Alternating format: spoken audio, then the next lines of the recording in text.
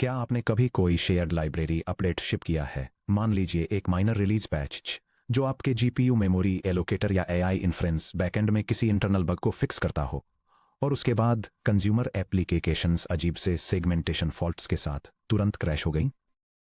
आपने एक भी पब्लिक फंक्शन सिग्नेचर को टच नहीं किया था। आपने कोई पैरामीटर टाइप्स भी चेंज नहीं किए थे। आपने सिर्फ अपनी क्लास हेडर के अंदर एक छोटा सा प्राइवेट मेंबर वेरिएबल ऐड किया था, जैसे कि एक काउंटर या एक म्यूटेक्स। सब कुछ क्यों ब्रेक हो गया? एप्लीकेशन बाइनरी इंटरफेस यानी एपीआई की इस खतरनाक दुनिया में आपका स्वागत है। अपनी C++ की जर्नी में इस पॉइंट तक आपने शायद एपीआई यानी एप्लीकेशन प्रोग्रामिंग इंटरफेस कंपैटिबिलिटी पर बहुत ज्यादा फोकस किया होगा कि क्या कोड कंपाइल होता है जब मैं इन आर्गुमेंट्स के साथ इस फंक्शन को कॉल करता हूं। लेकिन जब आप प्रोडक्शन ग्रेड बैकएंड इंजनों, हार्डवेयर रैपर्स या डिस्ट्रीब्यूटेड एआई फ्रेमवर्क्स को बिल्ड कर रहे होते हैं, तो सक्सेसफुली कंपाइल होना तो सिर्फ आधी जंग है। आपके कोड को तब भी स्टेबल तरीके से काम करना चाहिए जब कंपाइल्ड बाइनरीज रनटाइम पर डायनेमिकली एक साथ लिंक होती हैं। इस सेक्शन में हम एपीआई फ्रेजिलिटी के मैकेनिक्स को एक्सप्लोर करने जा रहे हैं। ये एनालाइज करने जा रहे हैं कि कैसे स्टैंडर्ड हेडर डिक्लेरेशंस दुनिया के सामने प्राइवेट इंप्लीमेंटेशन डिटेल्स को एक्सपोज कर देते हैं, और यह सीखने जा रहे हैं कि PIMPL यानी पॉइंटर टू इंप्लीमेंटेशन इडियम का यूज करके bullet proof binary stable API कैसे कंस्ट्रक्ट करें। Section break. API versus API, सच में क्या ब्रेक होता है? यह समझने के लिए कि हमारा कोड रनटाइम पर क्यों ब्रेक होता है, हमें एपीआई और एपीआई के बीच एक क्लियर डिफरेंस समझना होगा। एपीआई यानी एप्लीकेशन प्रोग्रामिंग इंटरफेस आपके कोड और कंज्यूमर के बीच का सोर्स लेवल एग्रीमेंट है। ये class names, function signatures, templates और नेमस्पेसेस को डिफाइन करता है। अगर आपका कोड बिना किसी एरर के लाइब्रेरी हेडर के साथ कंपाइल हो जाता है, तो आपका सोर्स लेवल एपीआई कॉन्ट्रैक्ट सही सलामत है। एपीआई यानी application binary interface compiled binary artifacts के बीच का मशीन लेवल एग्रीमेंट है, जैसे कि executable binaries .exe, shared objects .so या डायनेमिक लिंक लाइब्रेरीज .dll।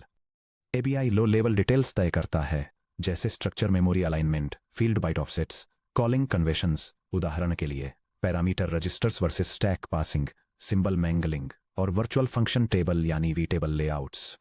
जब कोई क्लाइंट अपने कोड को आपकी लाइब्रेरी की पब्लिक हेडर फाइल के साथ कंपाइल करता है, तो कंपाइलर इन स्ट्रक्चरल डिटेल्स को सीधे क्लाइंट के बाइनरी आउटपुट में हार्ड कोड कर देता है।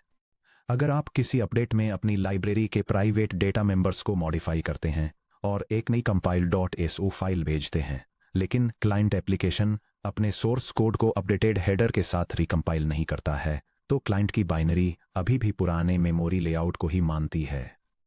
जैसे ही क्लाइंट आपके ऑब्जेक्ट के किसी इंस्टेंस के साथ इंटरेक्ट करता है, यह गलत मेमोरी ऑफसेट्स से रीड और राइट करने लगता है।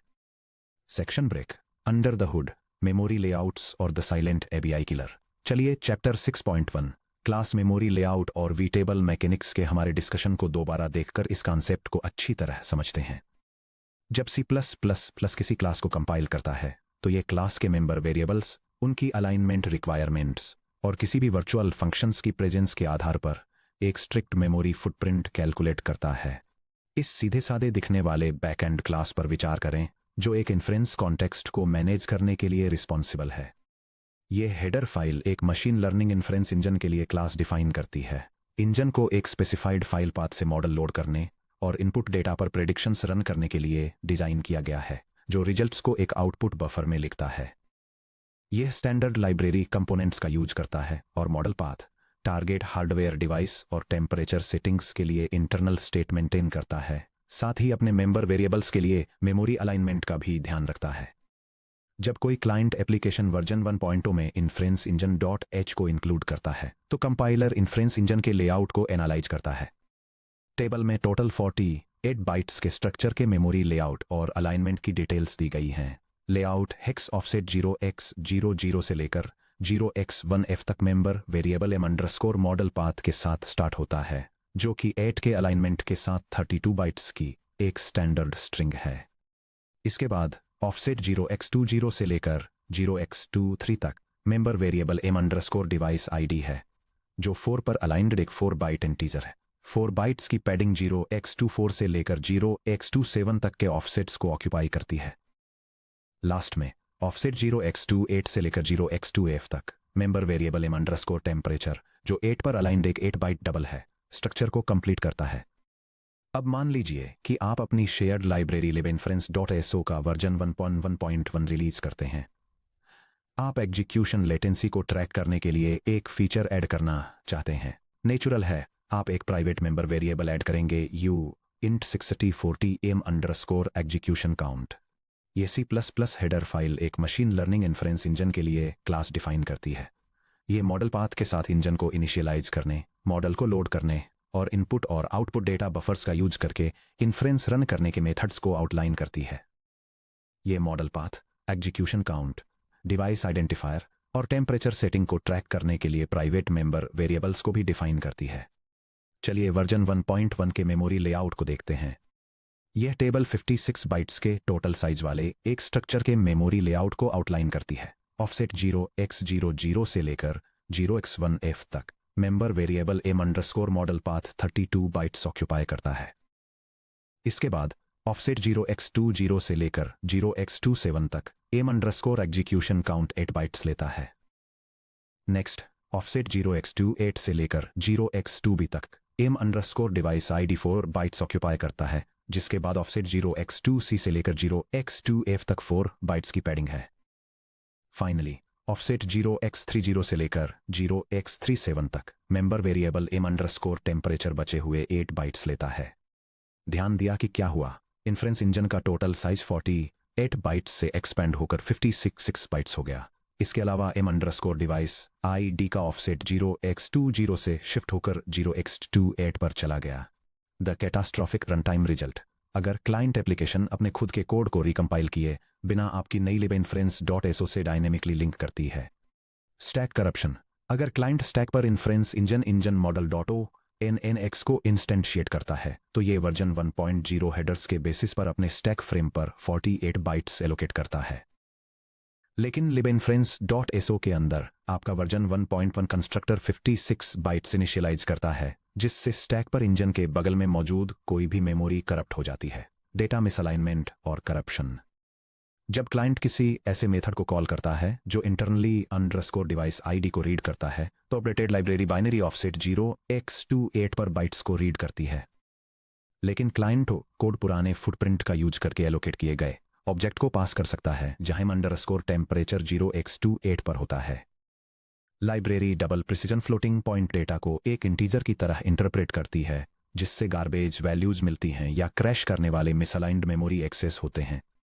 यह डायग्राम एक क्लाइंट एप्लीकेशन की एक्सपेक्टेशंस और एक्चुअल लाइब्रेरी लेआउट के बीच बाइनरी लेआउट मिसमैच को दिखाता है। यह दिखाता है कि कैसे लाइब्रेरी के न्यूअर वर्जन में एक न्यू 8 बाइट फील्ड का इंसर्शन सब्सिक्वेंट फील्ड्स के मेमोरी ऑफसेट्स को शिफ्ट कर देता है, जिससे कंपैटिबिलिटी इश्यूज पैदा होते हैं। यह स्ट्रक्चरल मिसमैच ही एक ABI ब्रेकेज की कोर डेफिनेशन है। Section break, header leakage, the dependency bloat problem. इससे पहले कि हम सॉल्यूशन को देखें, क्लासिक हेडर्स के साथ एक और बड़े आर्किटेक्चर फ्लॉ पर विचार करें, जो कि इंक्लूड पॉल्यूशन है। मान लीजिए कि आपका inference engine internal implementation details CUDA driver, APIs, vulcan handles या TensorRT या OpenCV जैसी थर्ड पार्टी लाइब्रेरीज पर रिलाई करता है। यह C++ पब्लिक हेडर फाइल एक ऐसी क्लास को डिफाइन करती है जिसे मशीन लर्निंग इन्फ्रेंस रन करने के लिए डिजाइन किया गया है। यह CUDA और TensorRT हेडर्स को इंक्लूड करके डायरेक्टली इंटरनल डिपेंडेंसीज को एक्सपोज करती है, जिससे यह पता चलता है कि पब्लिक इंटरफेस के अंदर एग्जीक्यूशन स्ट्रीम्स, इंजन्स, कॉन्टेक्स्ट्स और मेमोरी बफर्स को कैसे मैनेज किया जाता है। यह डिजाइन क्लाइंट एप्लीकेशंस पर भारी पेनल्टी लगाता है। पॉल्यूशन फ्रेजाइल इन्फ्रेंस इंजन.h सहित हर कंज्यूमर के सिस्टम पाथ पर CUDA और TensorRT ASD के हेडर्स भी इंस्टॉल्ड होने चाहिए, भले ही वे कभी सीधे एक भी CUDA फंक्शन को कॉल न करें। Compile time drag, C++ preprocessor physical रूप से इंक्लूड CUDA runtime.h से tens of thousands lines of code को हर ट्रांसलेशन यूनिट यानी .cpp फाइल में पेस्ट कर देता है, जो आपके हेडर को इंक्लूड करती है। यह मैसिव कोड बेसेज में बिल्ड टाइम्स को बहुत ज्यादा धीमा कर देता है। Symbol collisions, internal third party macros या टाइप्स पब्लिक नेमस्पेस में लीक हो जाते हैं, जिससे कंज्यूमर कोड में स्ट्रक्चरल टाइप कोलिजन्स होते हैं। सेक्शन ब्रेक, एंटर पिम्पल, दो pack pointer shield. Public interface contracts को इंटरनल इम्प्लीमेंटेशंस से अलग रखने के लिए C++ सॉफ्टवेयर आर्किटेक्ट्स भी EDM का इस्तेमाल करते हैं, जो पॉइंटर टू इम्प्लीमेंटेशन का शॉर्ट फॉर्म है, और इसे हिस्टोरिकली चेशायर कैट पैटर्न या कंपाइलेशन फायरवॉल के रूप में भी जाना जाता है। इसका कोर आर्किटेक्चरल कॉन्सेप्ट बहुत ही सिंपल है। एक पब्लिक क्लास हेडर में सभी प्राइवेट डेटा मेंबर्स और इंटरनल थर्ड पार्टी इंक्लूड्स को एक इनकम्प्लीट स्ट्रक्ट के सिंगल ओपेक पॉइंटर से रिप्लेस कर दें। क्योंकि इंप्लीमेंटेशन स्ट्रक्ट हेडर में केवल फॉरवर्ड डिक्लेयर्ड होता है, इसलिए इसका डिटेल लेआउट, बाइट ऑफसेट्स और इंटरनल डिपेंडेंसीज लाइब्रेरी की .cpp सोर्स फाइल के अंदर पूरी तरह से छिपे होते हैं। यह C+ diagram pointer to implementation design pattern को इलस्ट्रेट करता है। ये एक इन्फ्रेंस इंजन के पब्लिक इंटरफेस को उसकी प्राइवेट डिटेल्स से सेपरेट करता है, जिसमें graphics processing unit, stream management, data buffers और एग्जीक्यूशन काउंटर्स शामिल हैं। इन इम्प्लीमेंटेशन डिटेल्स को सोर्स फाइल में हाइड करके यह कंपाइलेशन डिपेंडेंसीज को रिड्यूस करता है और पब्लिक हेडर को क्लीन रखता है, और साथ ही जब भी एग्जीक्यूशन फंक्शन ट्रिगर होता है तो ये रन काउंट को अपडेट करता है। PIMPL ABI इंस्टेबिलिटी को क्यों सॉल्व करता है? आइए इवैल्यूएट करते हैं कि PIMPL हमारी पिछली ABI कैटास्ट्रोफी को कैसे ठीक करता है। Fixed memory footprint. Public influence engine में सिर्फ एक मेंबर वेरिएबल होता है, जो कि IMPL का एक स्टैंडर्ड यूनिक पॉइंटर है। एक स्टैंडर्ड 64 बिट आर्किटेक्चर पर एक पॉइंटर हमेशा 8 बाइट्स का होता है, चाहे IMPL में 2 वेरिएबल्स हों या 2000 वेरिएबल्स। 0 offset shift. आप .cpp फाइल में IMPL के अंदर मेंबर फील्ड्स को ऐड, डिलीट, रीऑर्डर या ऑल्टर कर सकते हैं।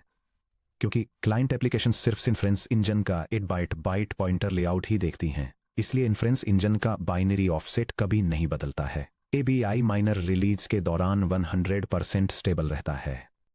Header cleanliness. पब्लिक हेडर्स को अब इंक्लूड कूडा रनटाइम डॉट या इंक्लूड nvinfer.h की जरूरत नहीं है।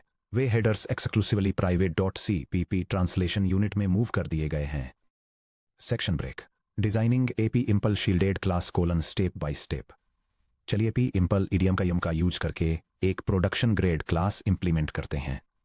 हम पब्लिक हेडर से शुरुआत करेंगे, स्मार्ट पॉइंटर डायनेमिक्स पर क्लोज अटेंशन देंगे और फिर इंटरनल इंप्लीमेंटेशन सोर्स को इंस्पेक्ट करेंगे।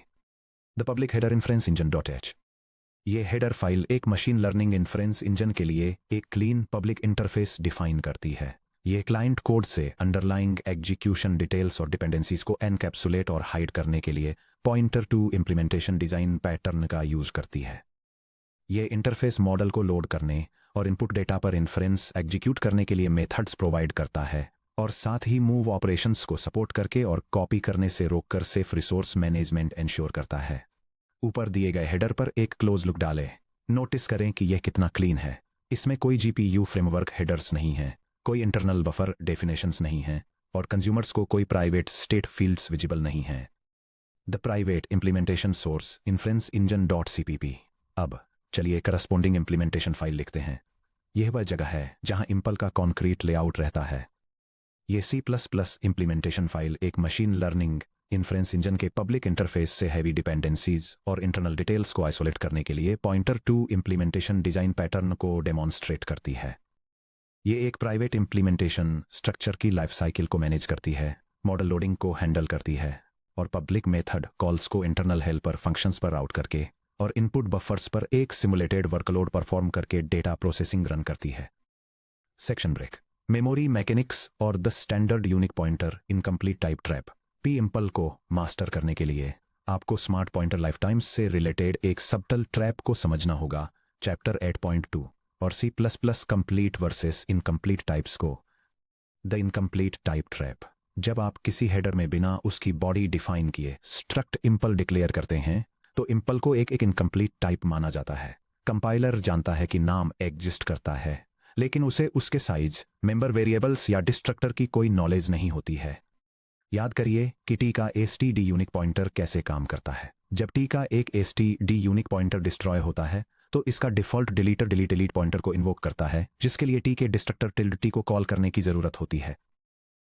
टिल्ड को कॉल करने के लिए T का ठीक उसी पॉइंट पर एक कंप्लीट टाइप होना जरूरी है जहां डिस्ट्रक्शन लॉजिक कंपाइल होता है।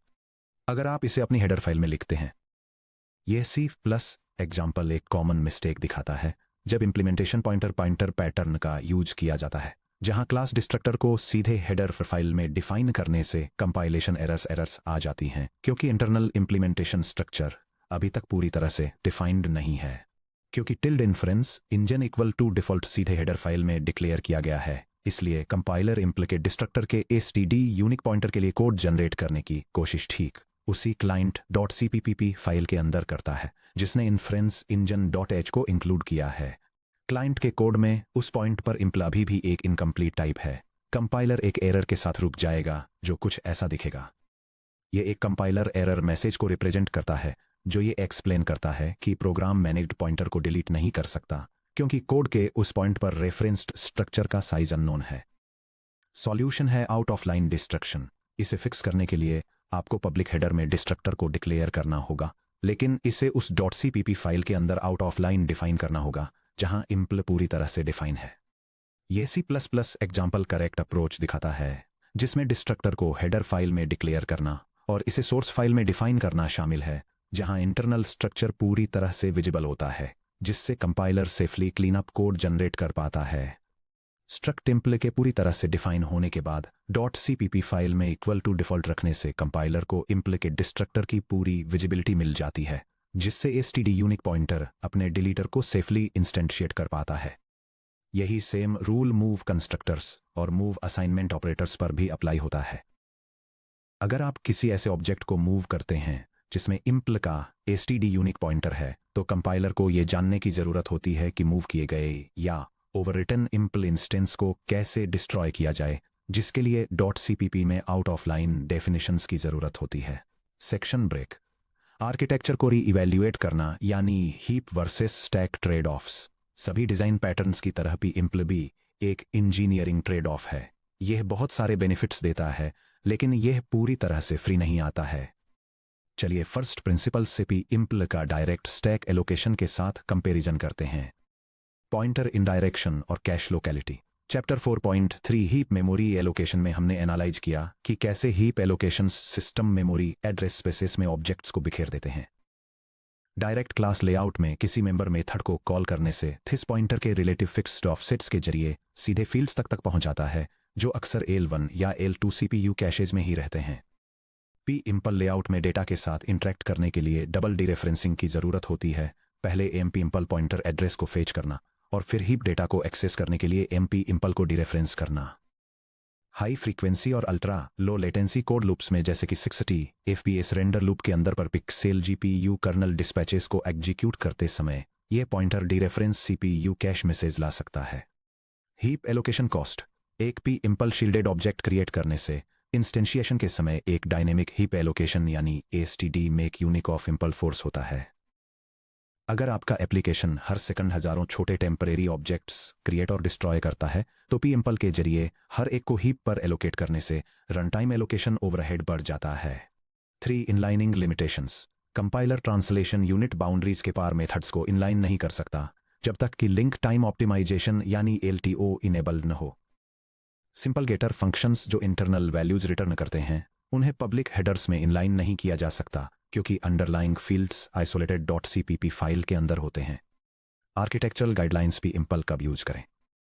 यह टेबल पी इम्पल पैटर्न को कब यूज करना है या कब इससे बचना है, उसके गाइडलाइंस को आउटलाइन करती है। आपको पी इम्पल तब यूज करना चाहिए जब आप पब्लिक SDKs शेयर्ड लाइब्रेरीज जैसे कि .so या .dll फाइल्स या मिडलवेयर लिख रहे हों।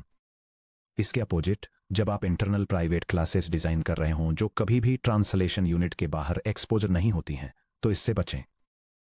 यह रिकमेंड किया जाता है कि जब क्लास हेडर्स में हैवी प्रोप्राइटरी या वोलेटाइल वेंडर SDKs शामिल हों, तब भी इम्पल का यूज करें। लेकिन अगर क्लास एक छोटा परफॉर्मेंस क्रिटिकल वैल्यू ऑब्जेक्ट है जैसे कि वेक्टर 3 क्वाटर्नियन या कलर, तो इससे बचें। इसके अलावा जब बड़ी डेवलपमेंट टीम्स में रीबिल्ड कैस्केड्स को रोकना क्रिटिकल हो, तब भी इम्पल का यूज करें। लेकिन जब टाइट प्रोसेसिंग लूप्स के अंदर हाई फ्रीक्वेंसी ऑब्जेक्ट क्रिएशन या डिस्ट्रक्शन होता है, तो इससे बचें।